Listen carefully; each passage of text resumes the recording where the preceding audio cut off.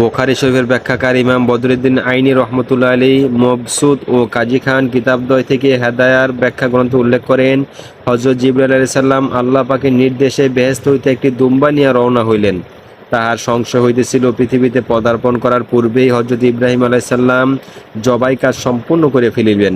তাই হযরত জিবরাইল আলাইহিস সালাম আকাশ হতে উচ্চস্বরে ধ্বনিতে থাকলেন, আল্লাহু আকবার। হযরত ইব্রাহিম আলাইহিস সালাম তার আওয়াজ শুনে দেখিলেন যে উপস্থিত কুরবানির বস্তু ইসমাইল আলাইহিস সালামের পরিবর্তে তিনি একটি দুম্বা নিয়ে আসিতেছেন। তাই তিনি স্বতঃস্ফূর্তভাবে বলিয়া উঠিলেন, লা ইলাহা ইল্লাল্লাহু আল্লাহু আকবার। পিতার মুখে তাওহীদের অমূল্য বাণী শুনিতে পাইয়া ইসমাইল আলাইহিস সালাম বলিয়া উঠিলেন, আল্লাহু আকবার, আল্লাহু আকবার, ওয়ালিল্লাহিল হামদ। তাই এই তিন মহান ব্যক্তির আমল ও কালামগুলো দরবারে আলাহিতে এত বেশি কবুল হইল যে কিয়ামত পর্যন্ত উক্ত বাণীগুলো ঈদুল আজহা সমস্ত মুসলিমের কণ্ঠে উচ্চারিত হওয়া ওয়াজিব। সুবহানাল্লাহ।